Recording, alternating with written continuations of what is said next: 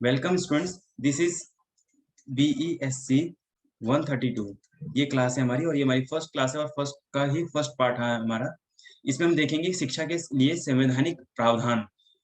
तो ये हमारी इकाई 1 है और इसका बुक का नाम क्या था? शिक्षा का स्वरूप और प्रबंध। हाँ, शिक्षा का स्वरूप और प्रबंध, ये इसका हमारा है। तो उसमें हम इकाई 1 पढ़ रहे हैं, शिक्षा के लिए संवैधानिक प्रावधान। ठीक है, अब हम इसमें प्रस्तावना पढ़ेंगे, उद्देश्य पढ़ेंगे और संवैधानिक प्रस्तावना क्या है। ठीक है, तो ये चीज हम इसमें पढ़ेंगे, संवैधानिक प्रावधान है या नहीं है शिक्षा के लिए। देखो, अभी नया आदमी कोई आप में से शायद कभी कोई अपने अगर आप पेरेंट्स से बात करेंगे तो आपको पता चलेगा कि इससे पहले कोई बहुत बड़ा प्रावधान नहीं था। संविधान जब तक संविधान से पहले तो कुछ भी नहीं था। संविधान जब आना शुरू हुआ तो हमें संवैधानिक प्रावधान मिलने लगे, अधिकार और कर्तव्य की बातें होने लगी। और मेरे सामने की बात है या कुछ समय पहले की बात है, जब 14 इयर्स तक की एज तक के स्टूडेंट के लिए शिक्षा का अधिकार को के रूप में देखा गया, यानी शिक्षा जो है एक अधिकार के रूप में आया। ठीक है, शिक्षा एक अधिकार के रूप में हो गया कि अब 1 से लेके 14 इयर्स के जो बच्चे हैं या 0 से 14 इयर्स के जो बच्चे हैं, उनको शिक्षा का अधिकार है, वो स्कूल जा सकते हैं, पढ़ सकते हैं, उनको शिक्षा ग्रहण करने का अधिकार है। तो इस तरीके से जैसे एक प्रावधान है, ऐसे ही एक प्रावधान हो गया। इसी प्रकार से और भी है, शिक्षा के अंदर समानता, शिक्षा में समान अवसर, यानी कि स्कूल कॉलेज या कोई भी हो तो सबको समान अवसर मिले एडमिशन के, पढ़ने के, या फिर जो एग्जाम होते हैं वो बिल्कुल निष्पक्ष एग्जाम हो। ऐसा ना हो कि दिव्या जी चीटिंग करके पास हो जाए और बाकी नफीसा जी रह जाए, है ना, और श्वेता जी पूछ के कर रहे हैं। ऐसा तो नहीं होना चाहिए ना। तो ये सब प्रावधान, जो हम कानूनों के बारे में बात करते हैं, इसका मतलब तो प्रावधान। इसीलिए आपने देखा होगा इसमें निष्पक्ष परिणाम करवाने की मांग की जाती है। हमें सब क्या मांग की जाती है कि हमें सब जो परीक्षा हो, कैसी परीक्षा होनी चाहिए? निष्पक्ष परीक्षा होनी चाहिए। तो ये तो मैं आउट ऑफ द सिलेबस बता रहा था कि परीक्षा वगैरह, लेकिन हम यहाँ पे बात करें शिक्षा के लिए संवैधानिक प्रावधान। संवैधानिक का मतलब होता है संवैधानिक, जो हमें जैसे मैंने बताया था कि 14 ईयर्स तक के बच्चों के लिए शिक्षा एक अधिकार के रूप में है, या फिर शिक्षा समानता या महिला शिक्षा, ये सब चीजों के बारे में हम बात करेंगे। ठीक है, संविधान की प्रस्तावना मौलिक अधिकार के रूप में, जैसे बताया कि मौलिक अधिकार के रूप में कुछ अमेंडमेंट आया है, इसको हम क्या बोलते हैं? संशोधन। संविधान में क्या बोलते हैं? इसको संशोधन बोलते हैं, जिसके माध्यम से शिक्षा को अधिकार के रूप में स्थापित किया गया है। 1947 में जब भारत को आजादी मिली तो कई प्रश्न थे। भारत एक लोकतांत्रिक गणराज्य के रूप में कैसे उभरेगा? लोकतंत्र का भविष्य क्या होगा? यह देश के नागरिक बनने के लिए अपनी आने वाली पीढ़ियों को कैसे तैयार करेगा? और ऐसे कई प्रश्नों के उत्तर देने के लिए भारत ने 26 जनवरी 1950 को अपना संविधान अपनाया। हमारे संविधान ने उस समय उभरे सभी मुद्दों और चुनौतियों का ध्यान रखा है। अपने नागरिकों के हित के लिए जब भी आवश्यक हो, सुधार, परिवर्धन, विलोपन के प्रावधान भी इसमें हैं। समाज के लगभग सभी वर्गों के लिए प्रावधान है और सभी महत्वपूर्ण पहलुओं को इसमें सम्मिलित किया गया है। इसमें एवं शिक्षा इसमें एक ही है। ठीक है, तो इसमें बहुत सारे प्रावधान है, उसमें से एक शिक्षा का भी प्रावधान रखा गया है। यदि आप भारत के संविधान में किए गए प्रावधानों और शिक्षा पर उनके निहितार्थ का विश्लेषण करने का प्रयास करते हैं तो अपने संविधान की प्रस्तावना से ही प्रारंभ करने की आवश्यकता होगी। शिक्षा के माध्यम से संविधान के सभी मौलिक मूल्य शिक्षा के माध्यम से संविधान के सभी मौलिक मूल्य अधिकारों को प्राप्त किया जा सकता है। इकाई हमारे संविधान के मूल्यों और उनके शैक्षिक निहितार्थों पर चर्चा शुरू करेंगे। हमारे संविधान में कई स्थानों पर शिक्षा से संबंधित मुद्दों को संबंधित करने वाले अनुच्छेद हैं। इस इकाई में ऐसे सभी महत्वपूर्ण अनुच्छेदों पर चर्चा की गई है। शिक्षा लंबे समय तक मौलिक अधिकार नहीं थी।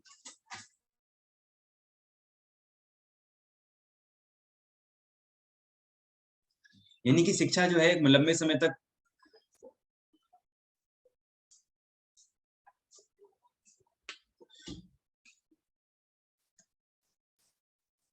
शिक्षा जो है लंबे समय तक मौलिक अधिकार नहीं थी। मौलिक अधिकारों के अगर हम बारे में बात करें तो वर्ष 2009 में इसे एक मौलिक अधिकार, जैसे मैंने बताया था ना कि मेरे सामने का मतलब है कि मेरे ध्यान में रहते हुए मतलब रहते 2009 में इसे एक मौलिक अधिकार बनाया गया तथा यह इस इकाई इसके प्रावधानों पर भी प्रकाश डालेगी।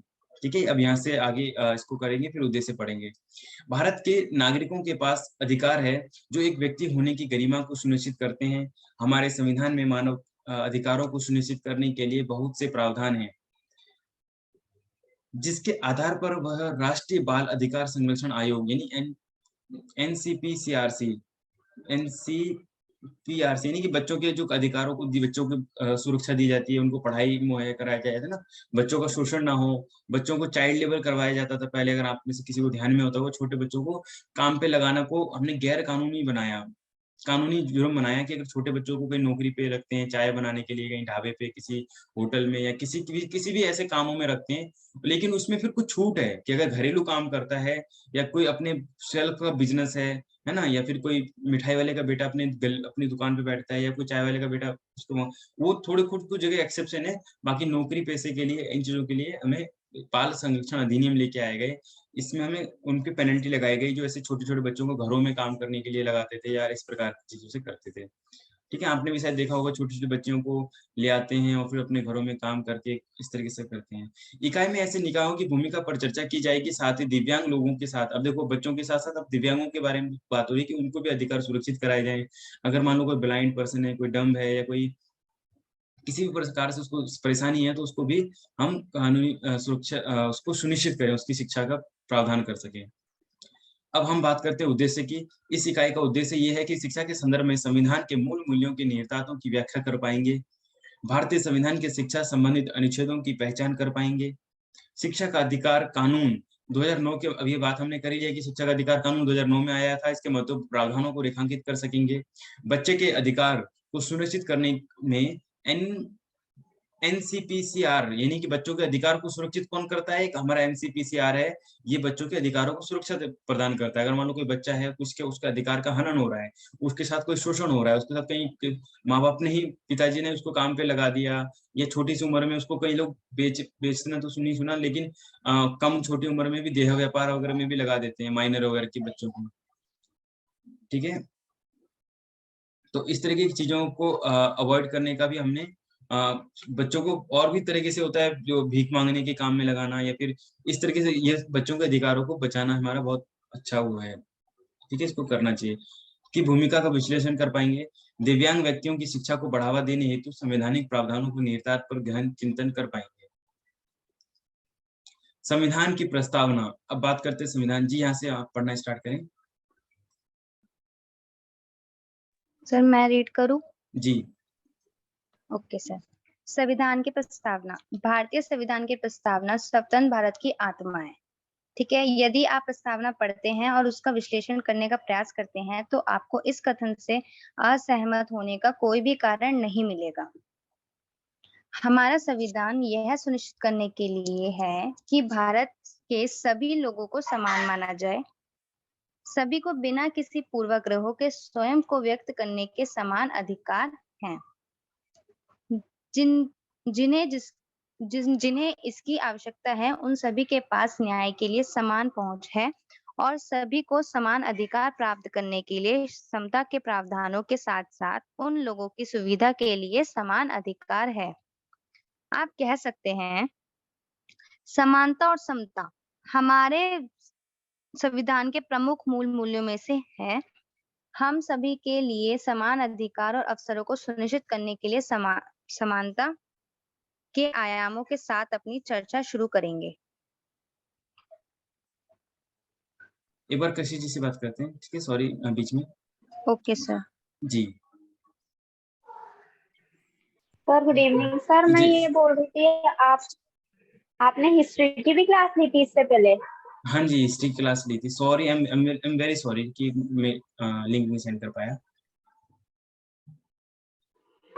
पता नहीं, मैंने कल लिंक भी नहीं आया, अभी मैंने हाँ, ज्वाइन करके देखी। वो हिंदी में थी। ओके। मैंने आपको शायद इसलिए भी नहीं शायद डिस्टर्ब किया क्योंकि वो हिंदी में थी। ठीक है? अब हम मॉर्निंग में सुबह 7 बजे जो क्लास करेंगे, वो बीपीएससी 131 का वो डिसाइड हुआ तो है। कोई बात नहीं थी। अच्छा, सुनिए, मॉर्निंग में सुबह अच्छा 7 बजे बीपीएससी 131 का, और जो इंग्लिश का जो क्लास है ना, मॉर्निंग में सुबह 7 बजे ज्वाइन कीजिएगा। ठीक है? जी। अभी इसका ओके 28 को पेपर है, इसका बीईएससी का भी हम पढ़ा रहे हैं। वो है BESC 132। इसका एग्जाम जो है वो 28 जुलाई को है। इसकी तैयारी अभी हम कर रहे हैं। जी, okay, continue Divya ji. Divya ji. Okay sir. समानता के लिए प्रयास। बृहद समूह ब्रिटिश शासन से स्वतंत्र के लिए संघर्ष में शामिल था। इन समूहों ने न केवल अंग्रेजों के खिलाफ लड़ाई लड़ी, बल्कि समान रूप से व्यवहार किए जाने हेतु भी संघर्ष किया।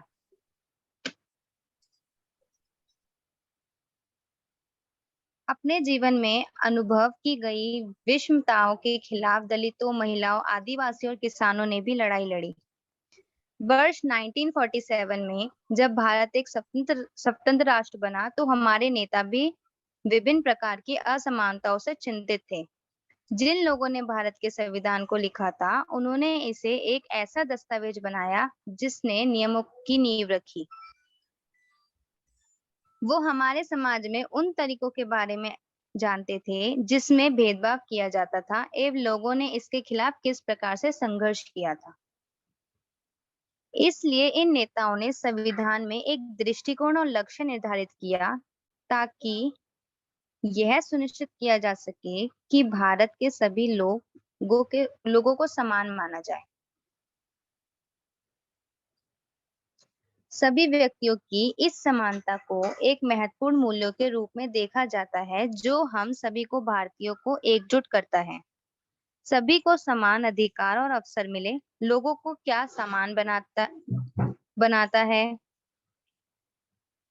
हम समानता के उन नियमों पर ध्यान केंद्रित करेंगे जिन्हें सभी के लिए समान अधिकार और अवसर सुनिश्चित करने के लिए संबोधित करने की आवश्यकता है।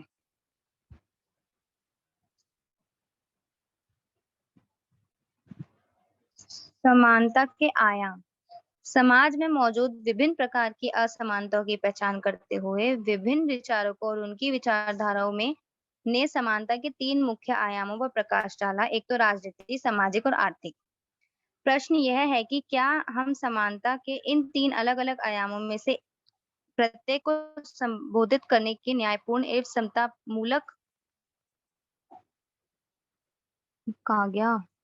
समतामूलक समाज की ओर बढ़ सकते हैं? राजनीतिक समानता। लोकतांत्रिक समाजों में राजनीतिक समानता में आमतौर पर राज्य के सभी सदस्यों को समान नागरिकता प्रदान करना और अधिकार देना शामिल होता है, जो नागरिकों को स्वयं को विकसित करने और राज्य के मामलों में हिस्सेदारी के लिए सक्षम बनाने के लिए आवश्यक माना जाता है। ये कानून अधिकार है जो संविधान और कानूनों द्वारा प्रत्ययभूत है। शिक्षा का अधिकार अधिनियम 2009 एक मौलिक और कानूनी अधिकार का एक उदाहरण है। हम इस इकाई के आगामी अनुभागों के बारे में विस्तार से चर्चा करेंगे।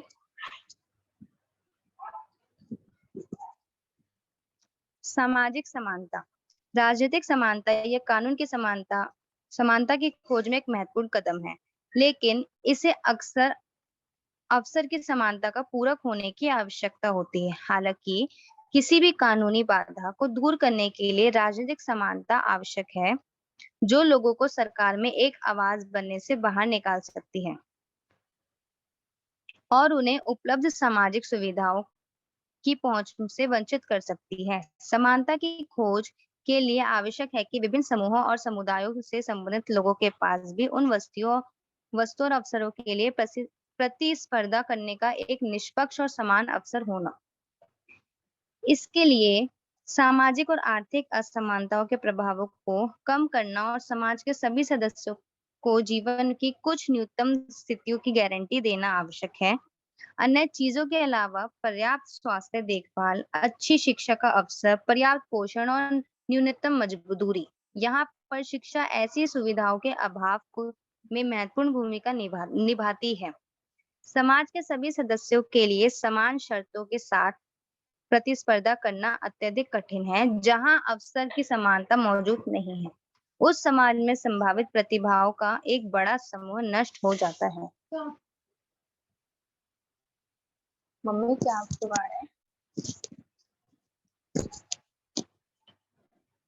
भारत में समान अवसरों के संबंध में एक विशेष समस्या सिर्फ सुविधाओं की कमी से नहीं है, बल्कि कुछ ऐसी रीति रिवाजों से है जो देश के विभिन्न हिस्सों में या विभिन्न समूहों के बीच व्याप्त हो सकते हैं। उदाहरण के लिए, महिलाओं को विद्यालय और उच्च शिक्षा से रोका जाना, ऐसे मामलों में राज्य की भूमिका सभी के लिए समान कानूनी अधिकार प्रदान करने की कर रही है। इसके साथ ही विद्यालयों या रोजगार में महिलाओं के भेदभाव या उत्पीड़न को रोकने के लिए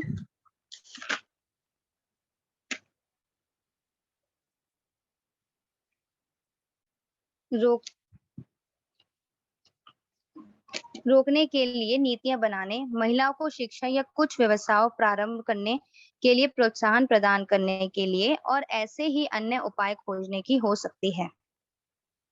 आर्थिक समानता।